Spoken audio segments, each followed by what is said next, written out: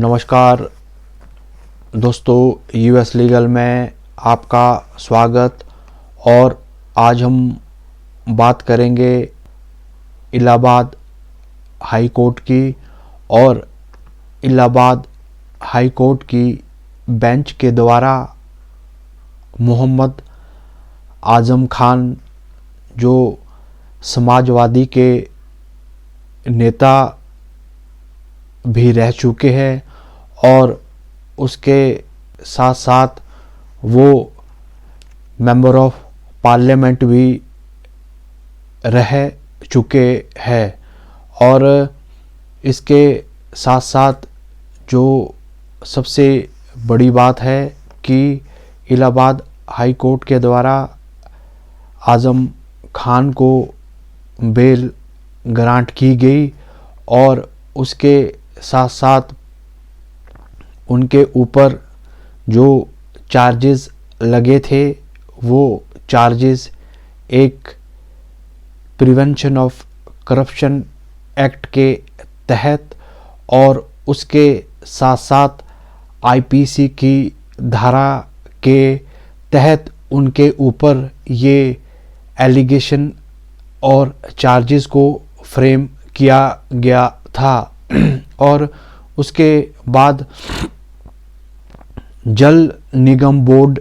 जो यूपी का है वहाँ पर पोस्टों का कुछ रिक्रूटमेंट होना था। ये पोस्टें थी, ये लगभग 1300 पोस्टें वहाँ पर जो जल निगम बोर्ड के द्वारा उसका रिक्रूटमेंट होना था। और आज़म खान उस बोर्ड के चेयरमैन थे और उसमें जो ये जल निगम बोर्ड है इसमें डायरेक्टर भी है, डायरेक्टर को भी अपॉइंट किया जाता है और उसके साथ साथ और पोस्टों को भी अपॉइंट किया जाता है। और उसके साथ साथ ये अपॉइंटमेंट होनी थी, ये अपॉइंटमेंट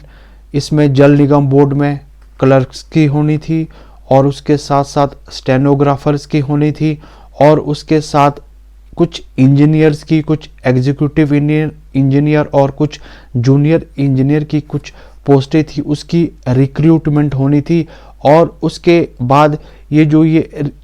रिक्रूटमेंट हुई, जो ये जल निगम बोर्ड के द्वारा ये 2016 में ये रिक्रूटमेंट हुई। और उसके बाद क्या हुआ कि यूपी के अंदर भारतीय जनता पार्टी की सरकार आई और उसके बाद जो ये रिक्रूटमेंट हुई थी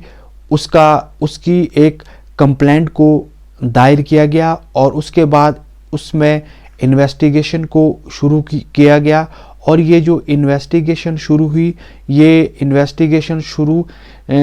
की गई और ये इन्वेस्टिगेशन एसआईटी को दी गई। और उसके बाद जब एसआईटी ने ये इन्वेस्टिगेशन को किया और ये जो इसके ऊपर जो ये चार्जेस को फ्रेम किया गया और ये चार्जेस को फ्रेम होने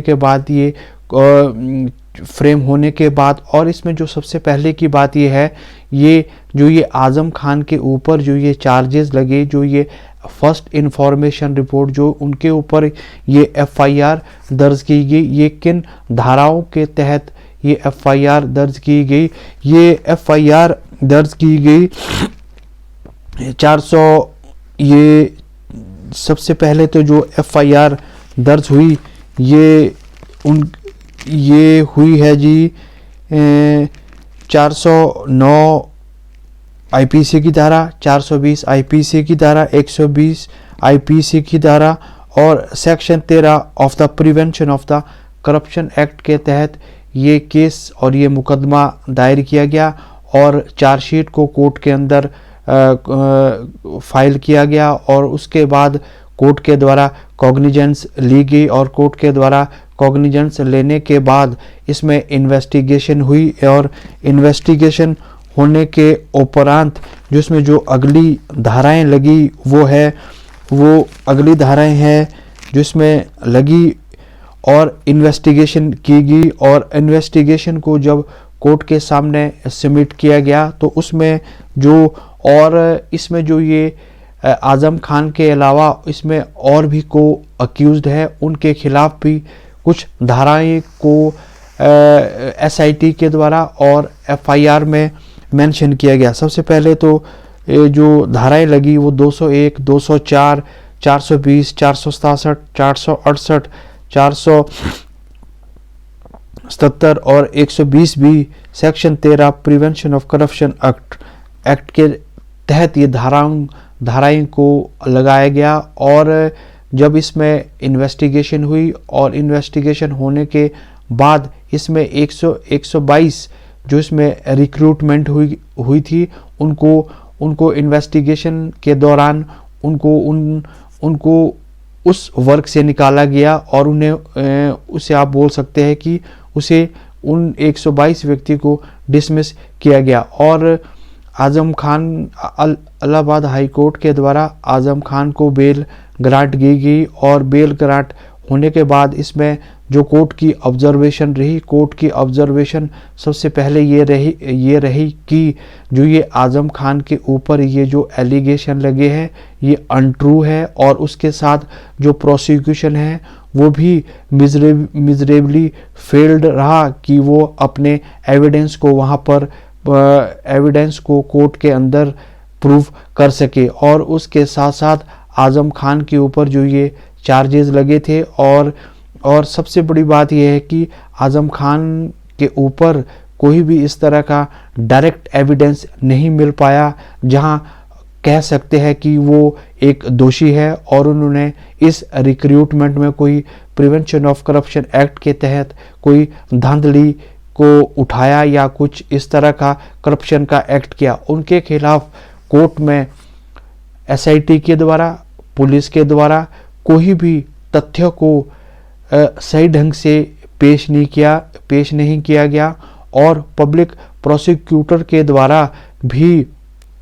कोर्ट के अंदर अपनी बातों को सही तरीके से नहीं रखा गया क्योंकि ये केस लैक ऑफ एविडेंस था। लैक ऑफ एविडेंस होने के साथ साथ इसमें तथ्यों की कमी भी थी और इलाहाबाद हाई कोर्ट के जजों ने इसको जब देखा और इस केस को स्टडी किया और कोर्ट की जब ऑब्जर्वेशन दी तो उन्होंने कहा कि इस तरह की वहाँ पर कोई भी धांधली नहीं हुई है। इन रिक्रूटमेंट जो ये पोस्टें रिक्रूटमेंट होनी थी पर लेकिन उनके ऊपर जो ये चार्जेस लगे वो चार्जेस इसलिए लगे कि वो एक पावरफुल व्यक्ति थे और इन्फ्लुएंशियल पर्सन थे और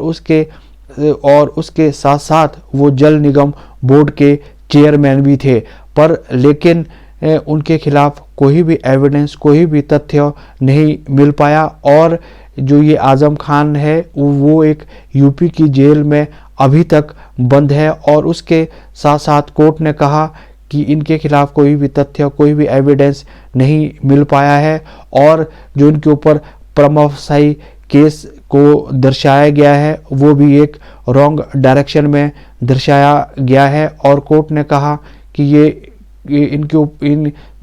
केस लैक ऑफ एविडेंस है और इसमें तथ्य भी क्लियर नहीं है और कोर्ट ने उन्हें बेल ग्रांट कर दी गई। और आप मेरी इस वीडियो को लाइक करें, शेयर करें और सब्सक्राइब ज़रूर करें मेरे चैनल US लीगल को।